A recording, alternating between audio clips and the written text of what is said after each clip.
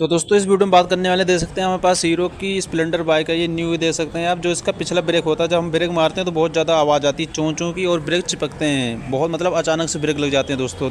तो ये दिक्कत दूर कैसे होती है, दे सकते हैं ये ब्रेक शो है दोस्तों, जो चिपकते हैं, जो आवाज़ करते हैं, इसमें पानी चला जाता है, बहुत ज़्यादा आवाज़ आती है चों चों की, और ये बहुत ज़्यादा चिपकने लगते हैं दोस्तों। दे सकते हैं इसमें रेग माल मार के इसे टायर को फिट कर देंगे दोस्तों, ये दिक्कत दूर हो जाएगी। ये खास करके दोस्तों ज़्यादा दिक्कत बरसात में आती है। दे सकते हैं इसका एलआई बिल है दोस्तों, इसमें रेग माल मार के हम फिट कर देंगे। वीडियो कैसी लगी, वीडियो अच्छी लगी वीडियो लाइक करें दोस्तों।